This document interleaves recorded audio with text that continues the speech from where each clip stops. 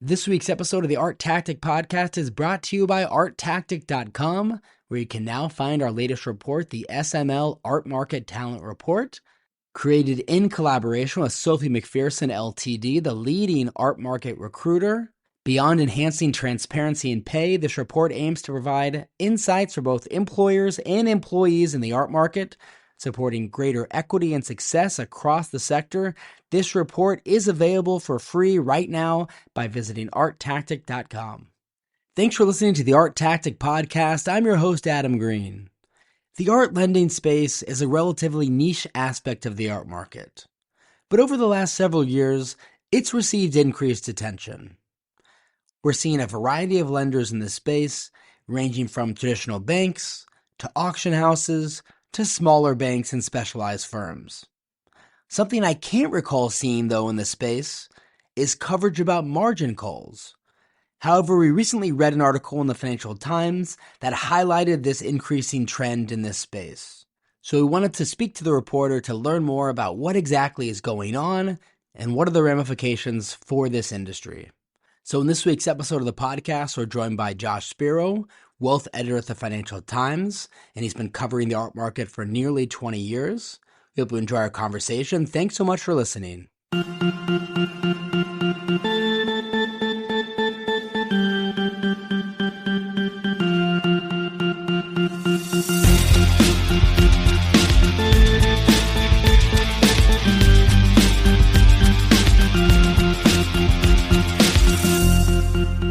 Josh, thanks so much for joining us.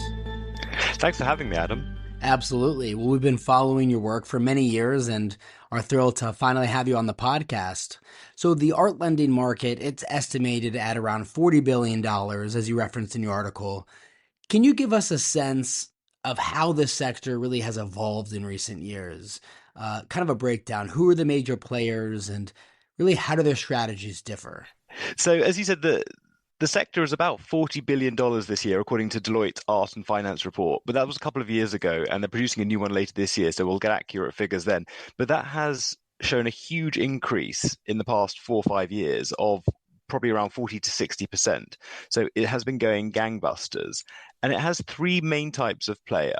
There are the private banks, so like Goldman Sachs, Citi, Deutsche Bank. There are the auction houses, obviously Sotheby's and Christie's, and then there are the more focused lenders like Athena Art Finance and the Fine Art Group, and they are probably the smallest ones in the business, but all growing. And their strategies are all pretty similar at base. What they do is their clients come to them and say, I need to borrow some money. Can you lend it to me against this art? And they say, generally, sure. They often give a 50% loan to value, so they'll give half of what they estimate that the artwork is worth. They tend to want diverse portfolios, so it's not just 3 paintings by Picasso. They want one by Picasso and one by someone else and one by someone else, with a minimum ticket size normally of around $250,000. The auction houses can lend against slightly more diverse categories of art, design, the various things that they sell, not the more esoteric ones, as someone at Christie's told me, like clocks and furniture. But banks, if we're talking about the asset-backed lending space, can also lend against yachts and jets and all sorts of things. So the whole world of luxury assets can be utilized as collateral. And what happens is, ideally, you pay them back by the end of the loan term. But if you default, then banks particularly have recourse to the rest of your assets, because they won't just be lending you against the art. They will also be doing your investments and have your savings accounts and things. So they'll be able to use those as well. And so, as I mentioned at the beginning of the podcast, your recent article in the Financial Times, it focuses on the surprisingly recent rise of margin calls for art loans. And I say surprisingly, not necessarily due to, art market conditions or anything like that, but I've been in the art market for a long time. I often hear reporting about art loans and the art lending space. Very rarely, if ever, do I recall hearing stories about margin calls, though. So I think a great place to start there for our listeners, maybe who are unfamiliar with margin calls, especially in the art lending space. Can you explain what exactly they are, what triggers them, and how are borrowers typically responding when a margin call does occur? So when you take out a loan, you have to pledge collateral, which is pretty standard, and the bank can sell that if you default. Now, if the value of the collateral falls, whether that is a painting or shares or a yacht or anything, the bank's going to want to ask for more because otherwise, if you do default and they have to sell, they might not make all their money back. So if they ask you for more, that is a margin call, and that applies to art as much as it does to anything. Now, the art market has been pretty bad lately. I said it was tumultuous on one call with someone from an auction house, and they said it's not tumultuous. So I probably shouldn't use that word. But in the past couple of years, it has been bad. The total sales at Sotheby's and Christie's have fallen, smaller galleries have closed, and no one is feeling particularly optimistic at the moment. So that means the value of paintings or any artworks that you've given as collateral have probably fallen. I mean, outside the very blue chip stuff, they probably have fallen. So in that case, the lender can say, "Oi, you owe me another Picasso," which is basically what has been happening. They want more art to make up for the lack of collateral or the fall in the value of your collateral. You can also settle in cash. They're not hell bent on taking another picture, and quite often people do settle in cash. And if you're borrowing from a bank, as I said, they have recourse to the rest of your assets. What the lenders told me was their clients generally tend to offer cash or art. Sometimes they swap things in and out just with a natural flow. They might want to sell one of the pictures that they have pledged, so they will swap it in for something else. And quite often what they'll do is they'll take out the one that has fallen and they will substitute in another one which is more valuable. So there is always a natural flow with these things. And what the bankers have told me particularly is that they often have conversations with their clients in advance. They don't want to get to the stage of having a margin call. It's kind of embarrassing. No one really wants to write to your client and say, you owe us more money. It doesn't look great for business. It doesn't make you positive in the relationship. So they can warn people and say, look, this might be coming down the line because they have to revalue the art every year. And that means they'll notice when it's fallen. And then they say, maybe you should substitute something else and it'll give us some cash. So they try not to cause or to trigger a margin call, but sometimes they do. So from your reporting and everyone you spoke to in the space, did you get a sense as to just how rare margin calls are in the art lending industry? And what does the fact that they're happening now signal to the broader art market about its health? Well, I like to think that this comes at the perfect intersection of things that the FT is really interested in. So obviously we do lots of finance, but we have a great spread of art and art market coverage. So it feels like that marriage, which appears to be margin calls this week, is quite natural. So it's a good thing for us to focus on. Now, what do they signal in terms of the broader art market? They are really a knock-on effect of what's going on. It's not. It's a result of the art market being in trouble at the moment and the prices going down. It's really a second effect, a second level effect. It's more like an unpleasant reminder of what's actually going on in the art market rather than any cause for concern in the first place. These things are very rare and very private. So even when they are known, and they generally won't be known, I didn't have any specific examples of Mrs. X's Picasso is worth less than it was before. So no one is really going to be embarrassed by it, but they'll just be aware that it's happening a bit more. I think of it more like adding insult to injury, because you've already got the main problem, which is the art market is not doing especially well. And then you have this secondary problem, which is, oh no, this collateral that I've pledged isn't worth as much. My bank is calling me and saying, can we please have something else? So it's not in itself a big problem. It's more a symptom of a bigger problem. Right. And so when you were speaking to the several art lenders about the trend of rising margin calls, what was their level of concern?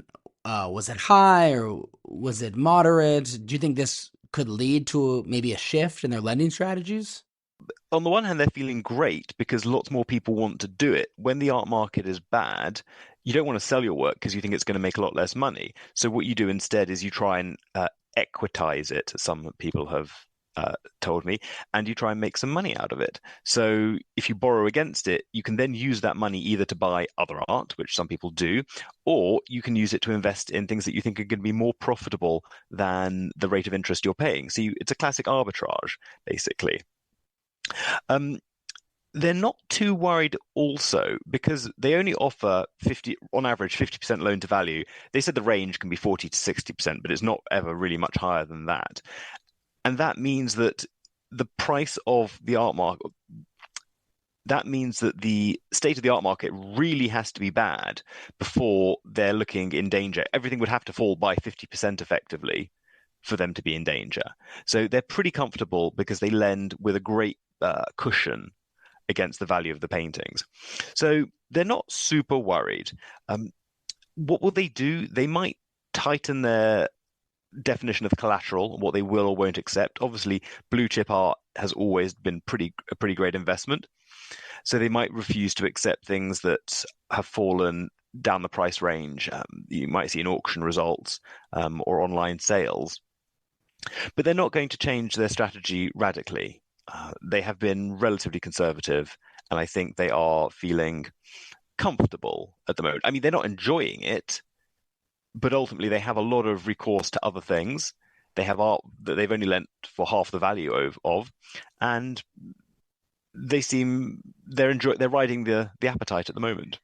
And speaking of the convergence of some topics that the FT covers regularly, interest rates, of course, is one which has in many ways dominated the headlines for the last several years, as we saw very low interest rates coming out of COVID in order to bring liquidity into economies and help boost them. And then we later saw interest rates go up in order to try to curb inflation. Now they're coming down a bit, it seems. That kind of roller coaster ride of interest rates that we've seen since COVID, how did that impact demand for art-backed loans? Sure. Well, when I first started reporting this piece, I assumed that higher interest rates would mean fewer people wanted to borrow. But, and they would say this, of course, all the banks and the lenders said, no, it's actually the opposite. People want us more because for when you are that rich that you can borrow, $50 million against $100 million worth of art, they say that a few basis points one way or the other is not going to make a huge difference. You can afford it. And what you're doing is you're opening up some liquidity in your art to enable you to do other things. So if you find there's an opportunity where your money is going to be better spent, will make you a higher return, then you use it. And so if you have things that you need to get cash out of in order to invest, then so be it. And those things are often or can be paintings. I spoke to 7 or 8 different lenders, and they had huge ranges in the terms of what they would lend. Some would start at sort of $1 million, but others went up to hundreds of millions of dollars, and for which, of course, you have to pledge double that amount of collateral. So there are people forking over like $1 billion worth of pictures and artworks to borrow against, and that they're clearly not that concerned by the interest rate, because if they were, they wouldn't be doing it. It's rarely something you do in desperation. Got it. That's really interesting. And now that it's been a little bit of time and you've had a chance to really reflect on the article and all the reporting that you did for it, I'm curious if what your perspective is on where you see the art lending market maybe headed in the coming years. Do you feel like the way business is done in that space will continue, or do you feel like there may be new lending models or borrower trends emerging that could reshape the industry to an extent? It's a good question, and I think a lot of it depends on what happens in the broader art market. Now, if I knew that, I would be buying pictures cheap and selling them high, but I do not know. The art market is cyclical like everything else. It does return when the economy gets better, which we're all hoping it will do. So if that happens, the attraction of selling will become much higher because people think they'll be able to get good prices for their pictures and instead use that cash rather than borrowing against it. So if that happens, that will probably mean a decrease in art, or a decrease in the growth or the speed of the growth of art lending. But I also think that it's probably not super well utilized or well known at the moment. So there's a lot of room to grow. Given that last year, 2023, according to the UBS and Art Basel Art Market Report, $65 billion worth of art was sold, and that's been pretty consistent for the past 15 years. I mean, plus or minus a few billion. There's a huge amount of art out there which could be borrowed against. One thing interesting that I did learn this week was I spoke to an insurance company which is offering AI-powered valuations, which it claims are extremely accurate, meaning that lenders could lend more, a higher loan-to-value rate uh, against these paintings, 70, 80%. I was skeptical because if anyone were able to predict the price of artworks, we wouldn't have auctions, we wouldn't need any of this dramatic apparatus all around it. But of course, artworks are individual, unique, and differ in lots of respects. So one is really never the same as the other. Auctions are risky places. You need two people at least to want it, otherwise, it can be a flop. And so I'm not quite sure that banks are going to suddenly start lending a huge amount more against these pictures. It's an interesting idea, but I wasn't entirely convinced. I think, as I said, it's mostly going to be more of the same. Famous last words, probably tomorrow, the taps will turn on and everyone will be lending trillions. But it seems it's relatively risk averse as an industry because regulated that banks have to be careful. They have capital cushions and all these sorts of things. And even though it looks dramatic and fun because it involves art, it is ultimately still a financial service and therefore hopefully well regulated, hopefully quite stable. Not that the banking system has shown any great ability to be constrained by regulation, but I think they will not be, going crazy like it's the 1920s over this. It's the 2020s. It's a much harder time. Well, Josh, we really appreciate you coming onto the podcast and sharing some of your reporting from this really fascinating trend relating to margin calls in the art lending space. And if our listeners don't follow your reporting just generally in the Financial Times, they definitely should. And where can we find you on social media to follow you? You can find me on Blue Sky. I no longer use X. I think if you just search for Josh Spero, Spero, on Blue Sky, you will find me. And of course, you can subscribe to my articles on the FT through my FT if you are a subscriber. Perfect. Thanks so much again, Josh. We appreciate it. Thanks very much for having me.